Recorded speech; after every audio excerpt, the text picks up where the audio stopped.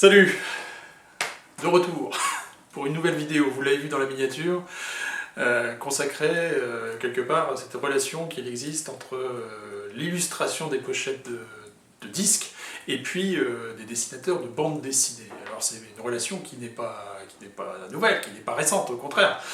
Comment cette idée m'est-elle venue? Tout simplement, je voulais écouter un disque de Jimi Hendrix, donc je vais dans la section de la discothèque Jimi Hendrix, et spécifiquement je voulais écouter Electric Ladyland. Ok, et puis je tombe sur la pochette illustrée par Druillet, donc Barclay, le fameux label Barclay, effectivement, dans les années milieu des années 70, 1975 pour être précis, a réédité tous les albums de Jimi Hendrix dont il avait l'exclusivité de la distribution en France, et bien avec des pochettes nouvelles, en regroupant des albums, les deux premiers, puis Electric Ladyland, puis les suivants, etc. Et je me suis dit, ben voilà, l'occasion est rêvée, allons-y. C'est vrai que Barclay a cette particularité, mais c'est pas le seul label, à avoir obtenu les droits de diffusion en France des albums du Jimi Hendrix Experience, et ce qui a donné l'occasion de produire des pochettes qui sont très différentes de celles qui ont été produites aux États-Unis, par exemple. Je vous les mets en incrustation, hein, vous les connaissez probablement, c'est pas l'objet ici de vous les montrer, mais c'est tout l'intérêt, justement, et même différentes de celles qui ont été produites en Angleterre. Et c'est vrai que à la fin des années 60, début des années 70, il y a tout un tas de pochettes, c'est le rêve pour les collectionneurs, hein, qui sont différentes selon qu'elles ont été faites en France, ou alors aux États-Unis, ou en Angleterre, ou ailleurs. Bref. Revenons à nos moutons. Superbe collection, qui comporte en fait 6 volumes. Et ben, je vais vous les présenter, et puis je vais vous rappeler un petit peu qui sont ces artistes extraordinaires. Alors, bien sûr, le premier, qui regroupe les 2 premiers albums du Jimi Hendrix Experience, donc Are You Experienced et Axis Bold as Love. C'est la pochette qui a été illustrée par, bien sûr, Moebius, alias Jean Giraud. Superbe pochette, tout à fait extraordinaire, chez Barclay, bien entendu. Alors, Jean Giraud, alias Moebius, hein, c'est loin d'être un inconnu quand même.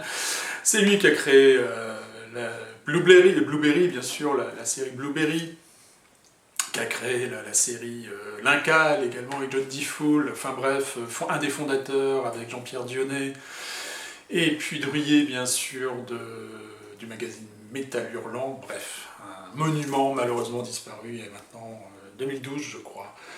Superbe illustration, parce que je suis allé voir dans la Médiathèque si j'avais pas de quoi illustrer tout ça, bien sûr l'Incal, vous connaissez très certainement, magnifique, de Moebius et Jodorowsky, longue collaboration entre les deux. Ici, je vous ai dit, j'ai fini par l'écouter, le disque sur Electric Ladyland, donc là c'est le volume 2 de cette série tout à fait fantastique, ici illustré bien sûr par Druillet. Quelle pochette absolument magnifique, quand même. Quelle extraordinaire idée qu'ils ont eue ici. Alors, idée encore, Druillet, bien entendu, qui est fameux, en tout cas pour moi, dans mon souvenir, c'est l'illustration, bien sûr, du livre de Flaubert, Salammbô. Voilà, quelle BD tout à fait extraordinaire, et puis bien sûr, très très fidèle au livre de Flaubert, mais il introduit en même temps cette fiction avec son héros Lone Sloane. Bref, superbe pochette. Et puis Lone Sloane, ça tombe bien, j'avais justement les voyages de Lone Sloane dans la Médiathèque. Quelle patte, tout à fait, absolument unique, extraordinaire. Bref, Druillet. 3e volume. Alors là, c'est un dessinateur, pour le coup, quelque part la pochette est un peu éloignée de son héros, c'est Solé qui illustre. Alors tous ces gens, hein, la plupart d'entre eux à un moment donné, ils ont dessiné pour le journal Pilote, ils ont dessiné aussi certains d'entre eux pour l'Express, mais disons que l'élément central de tout ça, c'est quelque part le journal Pilote. Après, il y aura bien sûr Harakiri, l'écho des savanes, bref. Solé, lui, son héros, vous le connaissez peut-être, bien entendu, c'est Super Dupont. Voilà, mais pas uniquement un grand dessinateur. Alors je vous montre pas les pochettes intérieures, bien sûr, elles sont superbement illustrées également, vous avez tout un tas de photos du Jimi Hendrix Experience. C'est une superbe pochette de Solé. C'est le volume 3, bien sûr, de réédition de ces albums de Jimi Hendrix Experience, et puis pas uniquement, bien entendu. Suivant, volume 4. Cette fois-ci, ça regroupe Hendrix in the West, et puis War Heroes. Et là, l'illustrateur, c'est un certain Patrice Leroy. Alors, pas beaucoup d'informations par contre, mais il faut savoir que probablement tous ces gens-là, c'est un point commun entre tous, ils ont à un moment donné été au contact avec le journal Pilote. C'est un graphiste, un dessinateur, et effectivement il y a cette superbe pochette, encore une fois chez Barclay, dessinée par Patrice Leroy, magnifique, hein. Je vous montre ça, j'ai pas trouvé d'éléments pour illustrer le travail de ce monsieur. C'est peut-être le plus obscur parmi tous ceux-là qui ont illustré ces pochettes absolument magnifiques. Alors là, celui-ci, c'est le volume 5, mais il n'apparaît pas comme tel. Mais parce que si vous avez peut-être certains des volumes ou la totalité de ces volumes, vous apercevrez que vous sautez du volume 4 au volume 6 dans cette collection. Il n'y a que 6 volumes. En fait, le volume 5 ne porte pas le titre de volume 5, c'est Loose Ends. Donc c'est une compilation en fait qui n'a pour seul intérêt, d'ailleurs Reprise Records, qui distribue les disques de Jimi Hendrix Experience aux États-Unis, a refusé de publier de sortir cet album. Bon, superbe photo encore une fois ici, superbe pochette. C'est Georges Lacroix ici. Alors il n'est même pas mentionné sur. Il faut faire un petit peu de recherche. Qui dessine cette pochette Loose Ends. Le seul intérêt à cet album, alors parlons un peu de musique, le seul intérêt c'est effectivement la présence d'un titre qui était une phase B d'un 45 tours de Jimi Hendrix Experience, c'est The Stars That Play With Laughing Sans Dice, et ici remixé avec la guitare qui est plus en avant qu'elle ne l'était sur le 45 tours, c'est à peu près le seul intérêt de cet album, et puis aussi bien sûr pour la pochette. Donc Georges Lacroix, lui, pareil, il a été à Pilote, il a été directeur artistique à l'Express, il a produit des films publicitaires, et dans la BD, il a illustré des scénarios de Fred et Reiser. Donc complètement dans l'univers de la bande dessinée. Vous l'avez compris, je me suis totalement limité à des dessinateurs de BD qui illustrent des pochettes de disques, en partant de cette collection Barclay absolument magnifique. Le dernier, le volume 6, là c'est Patrick Le Sueur, si je me souviens bien, il est indiqué, oui, alors c'est Le Sueur, superbe pochette, encore une fois, extrêmement colorée, donc ça c'est le Greatest Hits, qui était sorti en 1969, je crois, chez Barclay. Donc ici, alors, petite chose, il semble porter sa guitare comme s'il était droitier ici sur cette image, alors que sur les autres illustrations, je ne sais pas si vous avez vu, mais ce n'était pas le cas du tout. Bref, lui c'est pareil, Pilote, l'Express, encore une fois, et il a illustré des scénarios de Claude Jean-Philippe, si vous connaissez, et il a publié des ouvrages sur les voitures. Bref. Ça mène à tout, dessinateur de bande dessinée. Bref, superbe pochette. Alors je me suis dit, bon, je vais regarder un petit peu dans la discothèque s'il n'y a pas autre chose, tant qu'à faire. Et bien figurez-vous que si, bien entendu. Alors je vous propose cette deuxième partie, avec quelques albums. Alors c'est absolument pas exhaustif, hein, vous aurez tout un tas d'exemples probablement à me proposer. Voilà, je vous propose ces albums-là que j'ai dans la discothèque. C'est parti.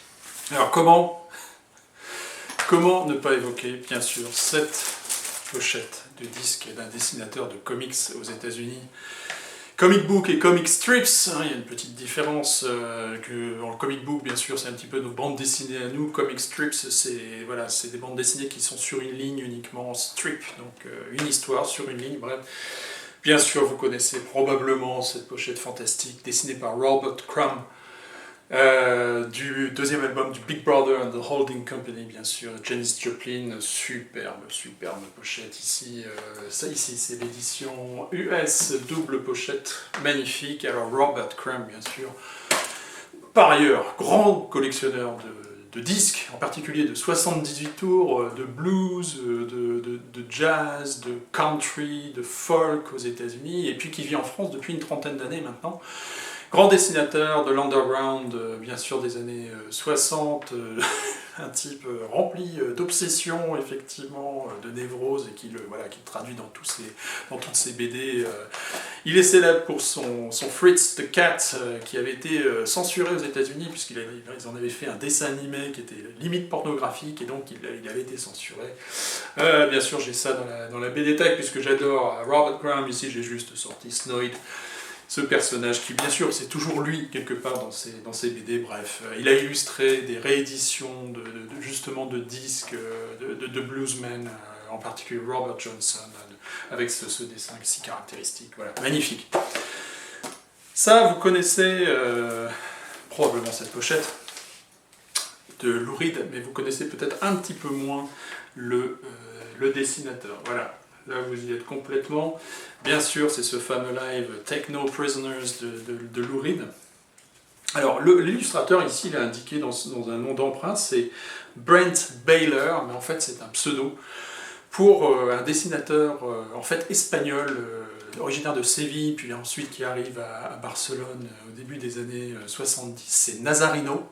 Et je vous mets quelques-unes des illustrations et à quel point ce type colle, allez voir, il colle parfaitement avec l'univers de Lou Reed à ce moment-là, donc les travestis, les milieux underground, interlopes, la nuit, etc. Il dessine bien sûr beaucoup de travestis, il est à l'origine de la fondation de tout un tas de magazines qui sont un petit peu l'équivalent, au moins certains d'entre eux, je vous mets en illustration encore une fois, de l'Écho des Savanes par exemple, en tout cas dans l'approche.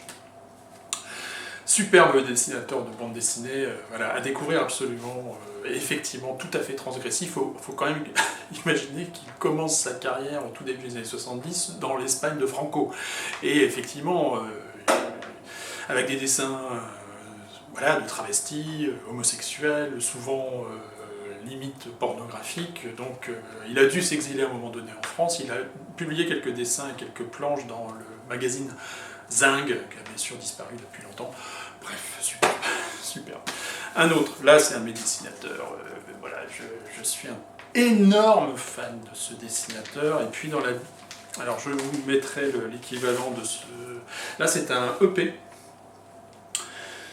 d'Iggy Pop, qui est tiré de l'album Brick by Brick, que je vous mets en incrustation. Ce dessinateur qui est unique et que j'adore, c'est Charles Burns, donc dessinateur de bande dessinée, bien sûr, de comic book aux États-Unis. Je vais vous montrer quelques-unes, voilà, j'ai ça ici à côté, j'en profite. Vous connaissez peut-être la série Black Hole de Charles Burns, qui est une série en 6 petits volumes qui a été regroupée. Voilà. Donc là, il est toujours dans l'univers des teenagers, dans leur névrose, etc.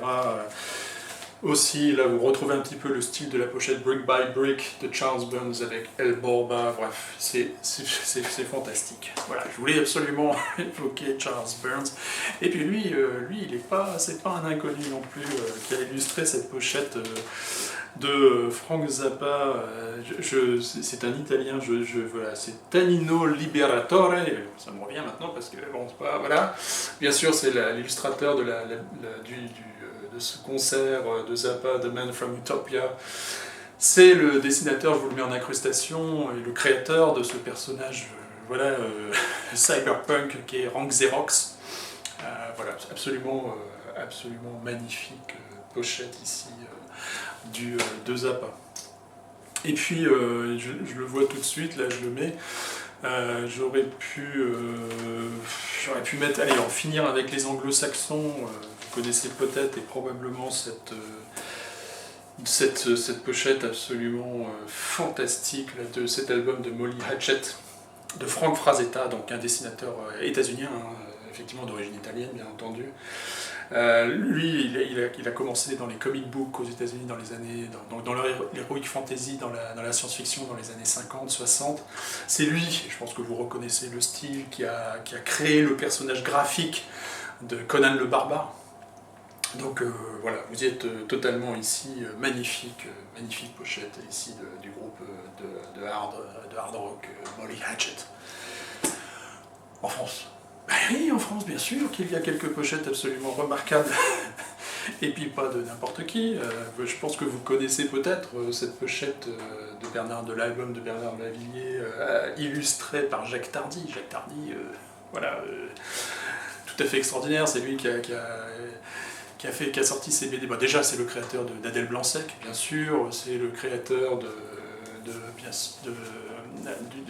cette série de BD Putain de guerre sur la Première Guerre mondiale, aussi Le Cri du Peuple, une série de bandes dessinées sur la Commune de Paris. Enfin bref, c'est absolument fantastique. Jacques Tardy, incontournable, magnifique, superbe pochette par ailleurs, l'une des plus belles de Bernard Lavilliers, je pense d'ailleurs. Un autre, peut-être moins connu, et que moi j'adore. On va retrouver un petit peu Jean-Pierre Dionnet, un des fondateurs de Métal Hurlant, scénariste le plus souvent, dessinateur aussi, qui a animé avec Philippe Manœuvre, Les Enfants du Rock, pour les plus âgés d'entre vous. Ici, le dessinateur en question, c'est pas Jean-Pierre Dionnet, c'est Bête Deum. Et pour cette superbe pochette de ce Passer le Rio Grande, bien sûr, d'Alain Bachung, superbe. Alors justement, il se trouve que j'ai des BD de Bête Deum. Alors, Bête Deum, lui, il est devenu plus graphiste ensuite. Alors, il a fait de la bande dessinée, la preuve. Région étrangère, avec justement, lui, il dessine. Jean-Pierre Dionnet fait le scénario. J'ai pas évoqué, bien sûr, les humanoïdes associés, beaucoup de BD de cet univers, entre Pilote, L'écho des savanes, Harakiri, Métal Hurlant, enfin bref, les humanoïdes associés ont quand même relie beaucoup de ces publications, donc c'est absolument magnifique. Donc je disais, Bête Deum, graphiste, qui a beaucoup travaillé dans la publicité également, donc voilà, cette BD est absolument géniale. On est dans l'univers cyberpunk, encore une fois. Voilà, je vais m'arrêter là, j'aurais pu en sortir d'autres, vous en avez probablement beaucoup en exemple, mais je trouvais que c'était vachement intéressant. Ça fait longtemps que je voulais faire une vidéo sur les pochettes. Là, je me suis limité aux dessinateurs de BD qui illustrent des pochettes de disques, bien sûr, il y a tout un tas de graphistes. J'ai déjà évoqué pour le rock psychédélique, comme Rick Griffin, par exemple, bref, un grand illustrateur, grand graphiste, mais qui n'a pas fait de BD, lui, Rick Griffin. Bref, Alton Kelly aussi. Bon. Voilà, j'espère que ça vous a intéressé. Vince, that's me. Cares about you, of course. See you!